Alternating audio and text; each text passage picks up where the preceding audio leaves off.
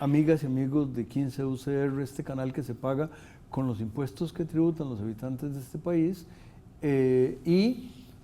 Hablando de pagos, tenemos el placer y privilegio de tener a un legendario profesor de la maestría de Banca y Mercado de Capitales, cuando eso existía, a don Tomás Soleil, que le da a la familia del Banco Central 2 por 1. ¿Por qué? Porque por un solo salario, él es el superintendente de seguros y de valores, de manera que es un servidor público que nos sirve de manera generosa, porque asume 2 tareas, repito, por el salario de uno, y eso me parece que es importante que se diga aquí y en otros lugares, porque a veces la gente tiene una mala lectura de las cosas que hacemos. Yo soy un economistilla de cuarta, pero soy también servidor público, y usted es un servidor público de lujo, y nos pagan con los impuestos, o en el caso de ustedes con una variante. Pero bueno, eso dicho, hoy vamos a hablar de algo menos grato, que es los desastres. Por favor, don Tomás. Muchas gracias, don Juan Rafael. Siempre es un gusto venir a su programa.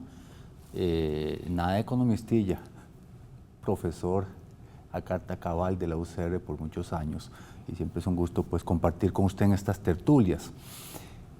Desastres. A veces se dice desastres naturales, los desastres no son naturales. En realidad hay eventos naturales donde se dan desastres, y generalmente los desastres son por acción del hombre, no por otra cosa, ¿va? Porque no hay una planificación de asentamientos urbanos adecuada con la suficiente resiliencia que permita evitar las pérdidas enormes que un fenómeno natural puede generar. Déjeme generar una variante ahora que usted me dijo eso. En el Neolítico, cuando nuestros antepasados vivían en cuevas, la posibilidad de que hubiera un desastre en una cueva era bastante limitado, porque excepto por un fenómeno tectónico, que tal vez las cuevas también, pero no había mucho que dañar, no había grandes autopistas, no había grandes edificios que pudieran dañarse, porque no habían sido construidos. Exactamente, son formaciones naturales que a final de cuentas no eran construidos con debilidad de la ingeniería muy avanzada, ¿no?, que podamos tener. ¿Pero qué sucede con un desastre? La Oficina de Naciones Unidas para la Atención de Desastres nos aconseja y propugna muchas cosas que hacer. Número 1, la prevención de desastres tiene que ser ex ante, antes de que sucedan las cosas, fortaleciendo la infraestructura, generando los planes de atención ante un evento de la naturaleza que haya que atender, y finalmente definiendo qué es la reconstrucción. En este tema de desastres hay 3 R's. Respuesta, la primera respuesta, cuando sucede o cuando se sabe que va a suceder, si viene un huracán, un fenómeno de hidrometeorológico, se puede evacuar a la gente, se pueden tomar medidas de previo. Un terremoto difícilmente se puede. Cuando hay un incendio forestal, se puede también tomar medidas de previo. Poner a salvo a la gente. La segunda R es la rehabilitación. Una vez que se da el fenómeno, hay que rehabilitar los servicios, hay que rehabilitar las carreteras, los puentes, poner el puente Bailey, lo que sea, y hay que echar a andar nuevamente la normalidad de la economía. Y la tercera es la reconstrucción, que se persigue siempre, que es una reconstrucción mejor que la anterior para que un nuevo desastre no la vuelva a traer, no reconstruir vulnerabilidades. En estas tres capas hay todo un efecto también en la economía, en las comunidades, y un efecto fiscal. Es un golpe fiscal contingente que hay que atender. Entonces, estamos en un momento muy interesante porque el año pasado se emite al fin una estrategia de financiamiento de la recuperación de desastres a efectos de poder contener y darle sostenibilidad al aparato fiscal. Porque después de un desastre no solamente hay un rezago adicional de infraestructura, sino que hay un golpe duro a las finanzas. Y los últimos 15 años aproximadamente las pérdidas por desastres rondan los 6.000 millones de dólares. Eso es un montón de plata. Y ese es un montón de plata que tiene sus efectos fiscales. Además, don Tomás, alguien que luego creo que contrató a su abuelo,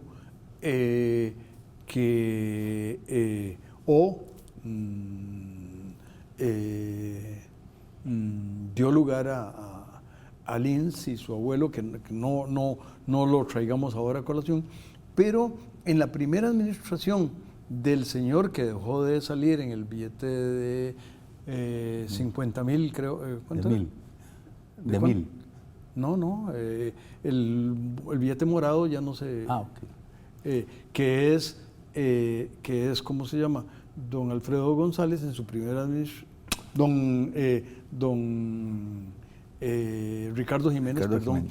Se me salió el herediano y ese sigue en el billete amarillo, pero no. El billete morado creo que se descontinuó y el billete morado tenía a don Ricardo Jiménez, cuya primera administración tuvo un problema muy grande porque apenas empezó, fue el gran terremoto de Cartago. Exactamente. Entonces, posiblemente la medición, no había cuentas nacionales en esa época, no había, pero todo lo que ocurrió en esa administración queda afectado de manera muy importante por todo ese daño, porque se construía con estándares que más o menos un siglo después, cuando Jorge Gutiérrez y otra gente vinieron a estudiar ingeniería estructural, retomaron la idea de que había que en un país donde había terremotos había que construir de esa manera o tomando en cuenta ese dato. Sin duda, y usted toca además un evento histórico que es clave. A ver, Cartago, la ciudad de Cartago, se destruye el 5 de mayo de 1910 con un terremoto espantoso, más de 700 muertos, la estimación, porque había que enterrarlos de inmediato, la ciudad quedó enterrada, pero era la segunda vez que se destruía Cartago. Cartago se destruyó en 1841, 2 de septiembre de 1841, cuando tenemos escasos 20 años de tener viaje independiente. Creo que éramos todavía parte del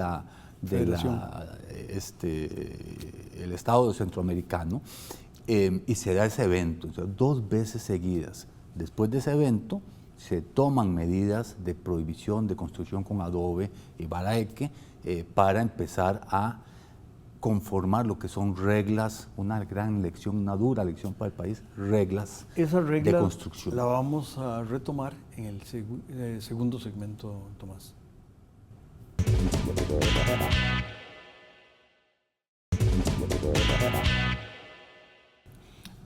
Continuamos en este programa de desastres desde el barrio Amón, yo decía desde el Parque Bolívar, pero ya el Parque Bolívar no Turnón, existe. El barrio Turnón. Barrio Turnón, sí. Barrio Turnón, gracias. Pero no hablemos del río Torres, sino más bien regresemos a a Cartago, y lo que se aprendió y no se aprendió de la primera destrucción a la segunda. Sí, no, y es interesantísimo. Decíamos, una primera destrucción en 1841, una segunda destrucción de la ciudad de Cartago en 1910, con la poca gente que pudo haber vivido ahí, pues 700 muertos de la época y miles de heridos que fueron transportados por tren a los hospitales de San José porque no había nada en Cartago donde atenderlos. Se toman las primeras medidas constructivas. El país en 200 años, desde 1821, ha sufrido 68 terremotos, de los cuales 20 más o menos son mayores a 7 grados. Entonces es un país altamente sísmico. El país toma la decisión de generar sus códigos sísmicos en los años 70 y esa magnitud de desastre no se han vuelto a ver en el país, porque el país está preparado constructivamente para esos eventos. Nos hemos adaptado. Ahora tenemos el tema del cambio climático. Y con el tema del cambio climático, la intensidad de lluvias, la intensidad de sequías, la variabilidad de la temperatura genera también desastres, genera impactos económicos en comunidades, etc. Se estima, don Juan Rafael, que de aquí al 2050 las pérdidas esperadas por cambio climático alcanzarán los 30.000 millones de dólares. Esa cifra equivale a 9 años de presupuesto del Ministerio de Educación Pública, completos. 9 años de esfuerzo educativo para la población se borran de un solo plumazo. Entonces, ahí es donde los países necesitan definir estrategias para no evitar los eventos de la naturaleza, que esos van a suceder, sino para reducir el riesgo y para estar preparados para recuperarnos después de un evento de estos. Las 3 R's que usted mencionó. Las 3 R's, preparar la respuesta inmediata, la rehabilitación y la reconstrucción. Y ahí es donde el papel que está jugando la Comisión Nacional de Emergencias, volvamos a otros desastres, ¿verdad? En los años 60, 2 seguidos, ¿verdad? Erupción del volcán Arenal, erupción del volcán Irazú. Y donde tenemos una figura de la talla y la estatura de don Jorge Manuel Dengo, que no solo atiende las emergencias, sino que transmite su visión para crear la Comisión Nacional de Emergencias, para el año, finales de los 60, en el año 69. Es más, ahora en agosto, creo que es el 12 o 14 de agosto, cumple 55 años la Comisión Nacional de Emergencias. 55 años. Pero es una comisión que se crea para la primera R, para atender el desastre en las atenciones inmediatas.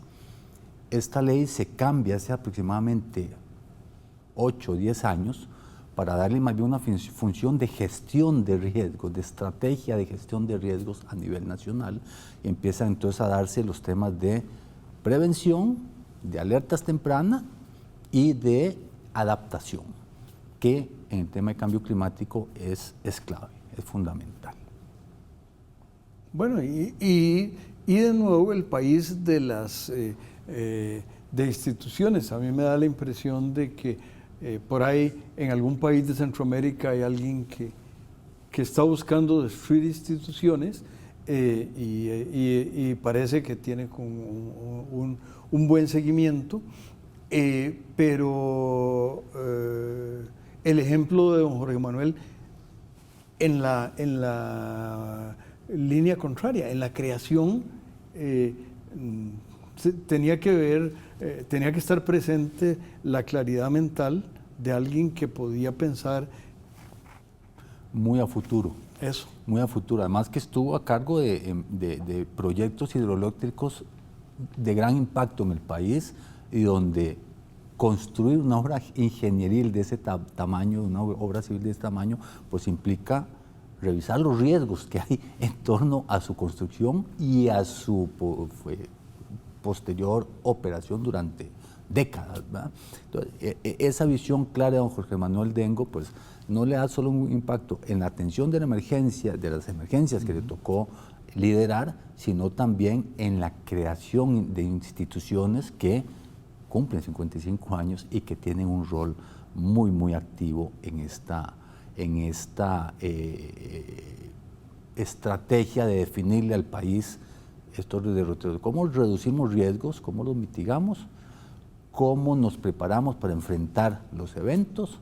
Y cómo reconstruimos no vulnerabilidades, sino reconstruimos infraestructura pues, mejorada, ¿verdad?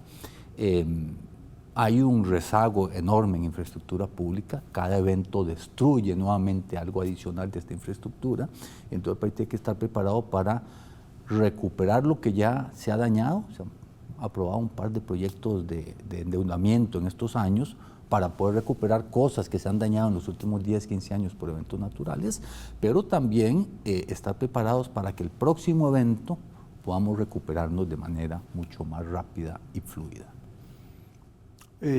Así es como se va para adelante. Y como usted pertenece a la familia del Banco Central, recuerdo que cuando fue la tormenta Otto, la Junta Directiva aprobó una donación a la Comisión Nacional de Emergencia, digamos fuera de las atribuciones normales, y tiene que haber habido un presupuesto extraordinario. Ya esas cosas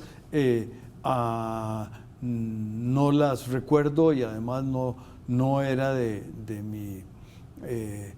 mi espacio, pero una institución como el Banco Central, en el momento en el que el país lo requirió, dio un apoyo adicional porque el país lo necesitaba. Dio un paso al frente, sin duda. Otto, la depresión, la tormenta tropical, Nate y el huracán Otto golpean en el año 16 y 17. Apenas el 2,5% de todas las pérdidas que generaron estaban aseguradas. Todo lo demás corre por cuenta del bolsillo de los que fueron afectados y del Estado, con toda esa destrucción que hubo de infraestructura, y estamos todavía tratando de recuperarla.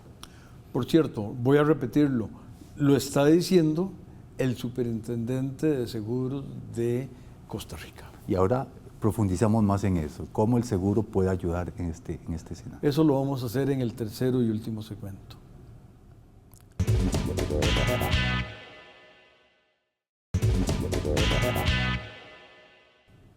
Continuamos, amigas, amigos, escuchando a don Tomás, por favor. Bueno, hablábamos del rol del seguro en todo este tema de gestión de riesgos. ¿Por qué el superintendente de seguros, por qué el superintendente de seguros se mete tanto en el tema de desastres y de generar resiliencia en el país? Los desastres naturales, ahora yo fui el que me equivoqué, los desastres que vienen por eventos de naturaleza, pues golpean directamente a la economía, y a través del canal real, menos empleo, migraciones, porque no hay donde vivir ahora, pues el lugar se torna inhabitable, pérdida de activos, etcétera, impactan los balances del sistema financiero. Y en el tema de cambio climático es clarísimo, ¿eh? Los riesgos físicos, que es cuando hay daños materiales de infraestructura, etcétera, los riesgos de transición, una economía que está transitando hacia una economía menos dependiente del carbono, hay activos que van a quedar obsoletos, que van a tener que salir de la matriz de producción, y los riesgos de reputación, el que no haga suficiente por atender el tema de cambio climático, también las nuevas generaciones se lo van a reclamar y van a hacer actividades muy deprimidas en el futuro. Eso pasa por la economía real y impactan el sistema financiero, banco, los préstamos no se pueden pagar porque es un evento de naturaleza, las compañías no tienen con qué pagar, la familia no tiene con qué pagar, las compañías aseguradoras tienen que pagar excesos de siniestros, el mercado financiero, las inversiones pierden valor por este riesgo de transición, por estos riesgos reputacionales. Entonces, es un tema central para los reguladores financieros. Hemos estado trabajando en el último año y medio, más o menos. Tenemos el privilegio que el Ministerio de Hacienda nos dio la confianza y nos encargó llevar adelante dos programas importantes que vienen de la COP26 y 27, que es el Acuerdo de Pares, la reunión de pares de los Acuerdos de París de Cambio Climático. Uno es el Global Shield Modeling Alliance, que es un proyecto para poderle dar al país modelación de riesgos y que el país tenga mayor preparación en este tema, en generación de datos, generación de modelos de impacto de cambio climático. Y el segundo es el Global Shield Against Climate Risk, que es el escudo global, que es como un paraguas nacional, lo que decíamos antes. En esta estrategia de financiamiento ante los desastres, esto ya no es un problema de los ecologistas, no es un problema del Ministerio de Ambiente, es un problema financiero. El impacto de los cambios que vienen es un problema financiero que le pega directamente al Ministerio de Hacienda. Entonces, el Ministerio de Tanto Hacienda, que los dos interactuantes aquí son el Ministerio de Hacienda y la Superintendencia. Exactamente. Entonces, dentro de esta estrategia, que decíamos las tres R's, hay una estrategia de tres capas también. ¿Qué riesgo me quedo y veo cómo lo financio? El fondo de emergencias, endeudamiento ante contingente, hay un evento climático, ya el país lo ha tenido, entonces giran el dinero para poder atender las emergencias, etcétera. ¿Y qué transfiero como riesgo? ¿Cómo hago un seguro soberano donde yo pueda transferir riesgo al exterior, a otras economías, para poder recoger esos recursos cuando venga un evento grande y poder reconstruir la infraestructura? Entonces, en este proceso está el Global Shield. La semana pasada tuvimos el primer taller nacional, más de 120 personas, más de 50 instituciones públicas, la academia, sociedad civil, comunidades, reguladores, entidades estatales, el Ministerio de Hacienda, a efecto de detectar y hacer un diagnóstico. ¿A qué le apuntamos? No se puede apuntar a todo. Entonces, ¿cómo vamos a definir algunos proyectos de impacto que permitan generar esta sombrilla un poco más amplia, donde ante un evento el Estado no colapsa, se puede recuperar la infraestructura y la economía privada empieza y la comunidad empieza a despertarse nuevamente? Que no nos suceda lo que le pasó a Honduras hace muchos años con el huracán Mitch. ¿De acuerdo? Y atravesó todo el país no estaba preparado para recuperarse de ese golpe económico tan fuerte y las comunidades no pudieron recuperarse tampoco. No había puente, no había carretera, no había por dónde sacar la producción. El que tenía dinero y pudo cobrar su cheque del seguro se fue para otro lugar, pero el que quedaba en la comunidad, los más vulnerables, ahí quedaron en la comunidad y no pudieron recuperarse. Entonces, eso es parte de lo que estamos trabajando ahora y la idea es que con este proyecto se pueda apoyar a que esta estrategia de financiamiento de la recuperación de desastres pues tenga un eje adicional en la parte de transferencia de riesgos. Y en homenaje a don Jorge Manuel Dengo, crear instancias que sean útiles en el futuro. 55 años después de esta invitación del Ministerio de Hacienda, esperamos que haya consecuencias importantes en esa... Esperemos que sí, que este programa nos permita fijar la primera semilla de lo que sea en adelante esta gestión de cómo financiar la recuperación en las tres etapas. Primera respuesta, rehabilitación y reconstrucción con adaptación para eventos futuros. Lo hicimos antes con los terremotos, con el código sísmico, nos preparamos para los eventos sísmicos, estamos con un sistema muy robusto. Ahora con cambio climático, con todos los temas hidrometeorológicos, el país tiene que prepararse también, generar códigos de construcción adaptados a la nueva realidad climática que el país seguirá enfrentando en adelante. Sí, uno podría pensar en la Angostura, que es ese pedacito que une a la ciudad de Punta Arenas con tierra firme, y dentro de 55 años,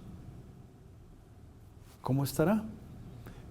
Se pronostica que eso va a ser una isla, Bueno, por el tema del levantamiento del nivel del mar y los eventos colaterales. la isla de Punta Arenas, una isla más en el Golfo de Nicoya. Sí, señor. Pero bueno, Bueno, y se podrá construir un espléndido, pero para eso hay que prepararse un espléndido puente que una a la isla con tierra firme. hay que prepararse, don Juan Rafael. A ver, esta sombrilla soberana, que es el país preparándose para recuperarse, al final tiene que estar acompañado también por mayor inclusión, generación de seguros para que la población ya en sus riesgos particulares pueda prepararse y también pueda tener esa previsión ya individual. Entonces, una cosa es la sombrilla del país que ayuda a los demás, ahora sí, con el mercado de seguros normal, a cómo irlos incluyendo. Seguros agrícolas, seguros para poblaciones costeras, poblaciones vulnerables, ir generando esa protección adicional para que las comunidades se puedan recuperar de estos eventos. Y recuperaremos, esperamos en la audiencia del canal, su atención para los siguientes espléndidos programas de 15. Muchas gracias, don Tomás. Un gran gusto, don Juan Rafael.